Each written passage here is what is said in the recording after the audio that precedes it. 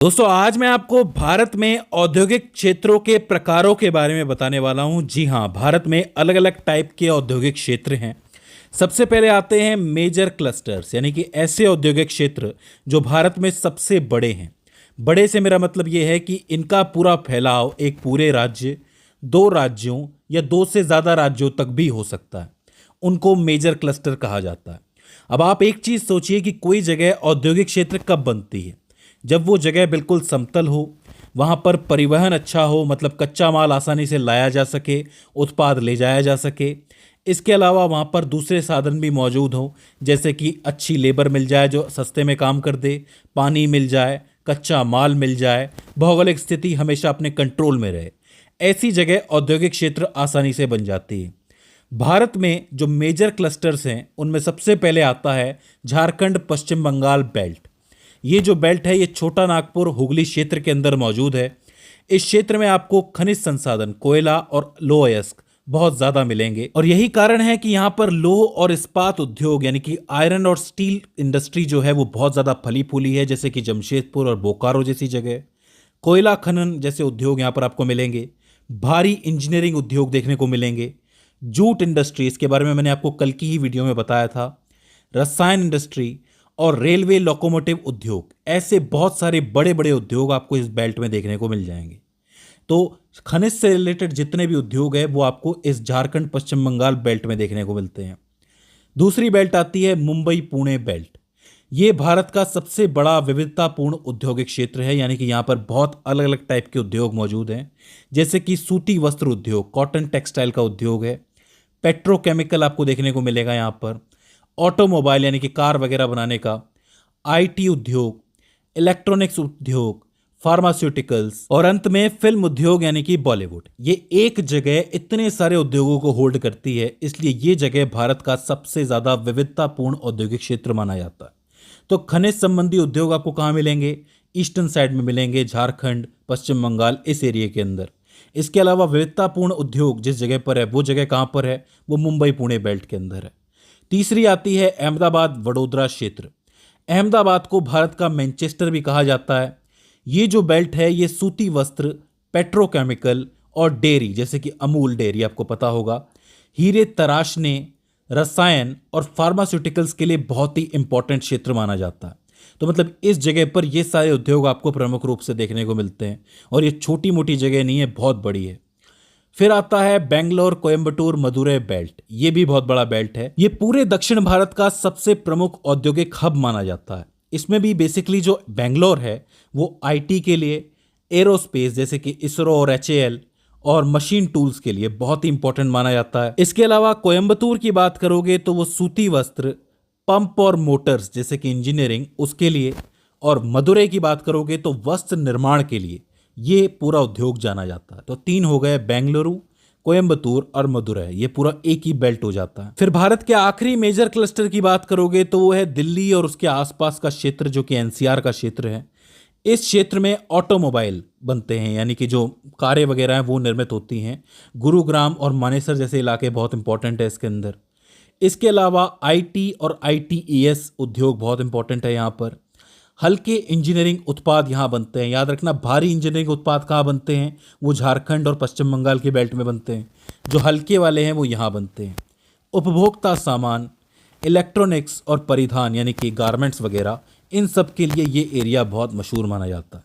तो ये 5 major clusters हो जाते हैं: झारखंड पश्चिम बंगाल, मुंबई पुणे, अहमदाबाद वडोदरा, बेंगलुरु कोयम्बटूर और मदुरै, और आखिर में दिल्ली के आसपास का एनसीआर क्षेत्र। ये हैं 5 मेजर क्लस्टर्स हमारे देश के। फिर हम आते हैं माइनर क्लस्टर्स की तरफ। माइनर क्लस्टर्स में 13 माइनर क्लस्टर्स हैं जो हमारे देश के अंदर हैं, जिसमें सबसे पहले आती है असम घाटी। असम घाटी मुख्य रूप से अपनी चाय प्रसंस्करण यानी कि टी प्रोसेसिंग के लिए जानी जाती है। इसके अलावा तेल शोधन के लिए भी जानी जाती है, क्योंकि यहाँ पर पेट्रोलियम रिफाइनरी है, जैसे कि डिगबोई और गुवाहाटी के अंदर। इसके अलावा पेट्रोकेमिकल्स के लिए भी ये जगह जानी जाती है। तो ये पहला माइनर क्लस्टर हो जाता है असम घाटी। फिर आता है दार्जिलिंग डुआर्स। ये जो है ये क्षेत्र विश्व स्तर पर अपनी प्रीमियम चाय के उत्पादन के लिए जाना जाता है, उसके प्रसंस्करण के लिए प्रसिद्ध माना जाता है। तो ये भी चाय का एरिया हो जाता है। फिर आप उत्तरी बिहार और पूर्वी उत्तर प्रदेश की तरफ जाओगे तो यहाँ पर प्लेन्स मौजूद है, यानी कि जो मैदान है वो मौजूद है। ये एक कृषि प्रधान क्षेत्र है, इसलिए यहाँ आपको चीनी उद्योग, शुगर प्रोसेसिंग देखने को मिलेगी। हथकरघा यानी कि हैंडलूम्स देखने को मिलेंगे, हाथ से काम करने वाले लोग हैं, उनकी पूरी की पूरी इंडस्ट्री बनी हुई है। और खाद्य प्रसंस्करण आपको यहाँ देखने को मिलेगा। तो इस टाइप के उद्योग आपको यहाँ देखने को मिलेंगे, कृषि संबंधी और हैंडलूम संबंधी। फिर कानपुर की तरफ जाओगे तो ये उत्तर भारत का एक प्रमुख औद्योगिक केंद्र है। यहाँ अपना चमड़ा बनता है, मतलब चमड़ा उद्योग जो है बहुत फेमस है यहाँ पर। उससे बनते हैं जूते वगैरह, चप्पल वगैरह, और सूती वस्त्र उद्योग के लिए भी ये विश्व प्रसिद्ध माना जाता है। तो चमड़ा और कपड़ा कानपुर की पहचान है। फिर बात करोगे इंदौर, उज्जैन, नागदा के बारे में। ये जो क्षेत्र है ये सूती वस्त्र, खाद्य प्रसंस्करण और रसायन के लिए जाना जाता है, केमिकल्स के लिए। नागदा की अगर आप बात करोगे तो ये विशेष रूप से विस्कोस स्टेपल फाइबर के लिए प्रसिद्ध माना जाता है। सवाल बनता है तो इसको आपको नोट कर लेना है। फिर हम चले महाराष्ट्र में नागपुर, वर्धा की तरफ। तो ये भी अपने सूती वस्त्र और कृषि आधारित खाद्य प्रसंस्करण के लिए जाना जाता है, विशेषकर संतरा और कपास से जुड़े उद्योग। आपको पता है नागपुर का संतरा बहुत ही फेमस है और कपास से जुड़े हुए उद्योग भी यहाँ मौजूद हैं। शोलापुर की तरफ चलें तो यहाँ भी सूती वस्त्र और हथकरघा, हैंडलूम बहुत प्रसिद्ध है, जैसे कि शोलापुरी चादरें, ये बहुत ही इंपॉर्टेंट है। और बीड़ी उद्योग, बीड़ी निर्माण जो है वो शोलापुर के अंदर होता है। कोल्हापुर, सांगली की तरफ जाओगे तो ये क्षेत्र मुख्य रूप से चीनी मिलों के लिए जाना जाता है, सूती वस्त्रों के लिए जाना जाता है, और इंजीनियरिंग सामान, जो इंजीनियरिंग का सामान होता है, फाउंड्री, धातु धुलाई, उसके लिए बहुत ही फेमस माना जाता है। गोदावरी कृष्णा डेल्टा की तरफ जाओगे तो डेल्टा की बात आ गई है तो कृषि आधारित उद्योग यहाँ पर मौजूद है, जैसे कि चावल मिलिंग, तंबाकू प्रसंस्करण और जलीय कृषि, जो सी फूड होता है उसका प्रसंस्करण, उसके लिए जाना जाता है। भाई जाहिर सी बात है, केकड़ा, मछली, झींगा वो सब यहाँ से पकड़ के लाते हैं लोग।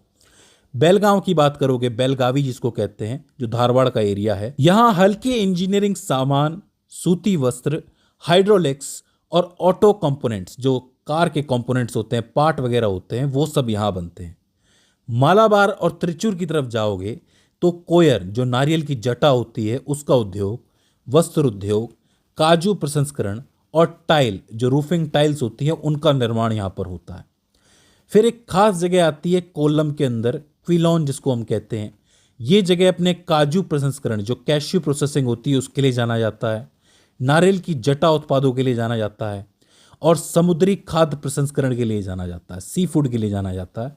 तो ये एरिया भी इंपॉर्टेंट हो जाता है कोल्लम का, तो इसको भी आप ध्यान में रख सकते हो। फिर जो भारत का आखिरी मिनी क्लस्टर है वो चेन्नई के अंदर है, जिसको भारत का डेट्रॉयट भी कहा जाता है। यहाँ आपको ऑटोमोबाइल और ऑटो पार्ट्स मिलेंगे, आईटी उद्योग देखने को मिलेगा, चमड़ा उद्योग देखने को मिलेगा और सूती वस्त्र उद्योग देखने को मिलेगा। तो चेन्नई एक इंपॉर्टेंट मिनी क्लस्टर है, इसको आपको स्पेशली याद रखना है। फिर आखिर में आते हैं हमारे विनिर्माण जिले, यानी कि मैन्युफैक्चरिंग डिस्ट्रिक्ट्स। ऐसे जिले जिनको कोई भी पॉलिटिशियन छोड़ना नहीं चाहता, ऐसे जिले जो उद्योग के मामले में बहुत आगे निकल गए हैं उस राज्य के मुकाबले। सबसे पहले आता है जम्मू। खेल का जो सामान बनता है, बैट बॉल वगैरह, हथकरघा, खाद्य प्रसंस्करण और पर्यटन, इससे जुड़े हुए जितनी भी चीज़ें होती हैं, जितने भी उद्योग हैं, ये सब जम्मू के अंदर मौजूद है। अमृतसर की बात करोगे तो सूती और ऊनी वस्त्र, कंबल और कालीन, उसके लिए जाना जाता है। मशीन टूल्स और खेल का सामान, वही बैट बॉल वगैरह, ये सब यहाँ पर बनता है।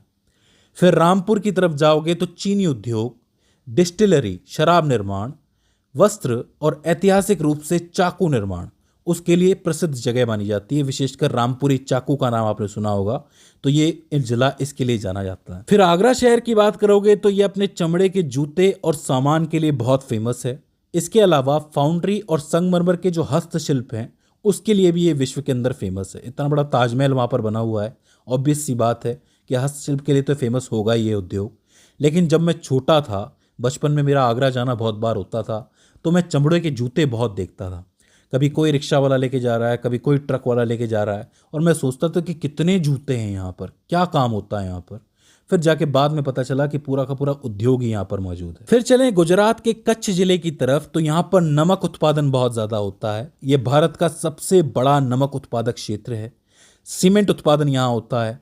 हस्तशिल्प, खाद्य तेल और कांडला बंदरगाह के पास लकड़ी प्लाईवुड के उद्योग, उसके लिए बहुत ज़रूरी माना जाता है कच्छ। फिर कटक ज़िले की बात करोगे तो ये अपनी बारीक चांदी की तारकशी के लिए जाना जाता है।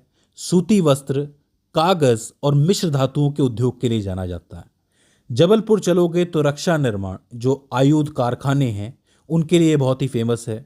रेडीमेड कपड़े हैं और बीड़ी निर्माण है, वो जबलपुर के अंदर बहुत ज़्यादा होता है। ग्वालियर की तरफ जाएं तो ये अपने सूती वस्त्र, पत्थर की नक्काशी, चमड़े के सामान और मिट्टी के बर्तनों के लिए जाना जाता है ग्वालियर बहुत ज़्यादा। फिर भावद्र की तरफ चलोगे, जो भद्रावती है, जो कर्नाटक के अंदर मौजूद है, ये अपने लो इस्पात और कागज़ के लिए जाना जाता है, कागज़ उद्योग के लिए जाना जाता है। फिर चले रायपुर की तरफ तो ये अपने स्पंज आयरन, स्टील, भारी सीमेंट उद्योग और चावल मिलिंग के लिए जाना जाता है, जो राइस मिलिंग है उसके लिए जाना जाता है।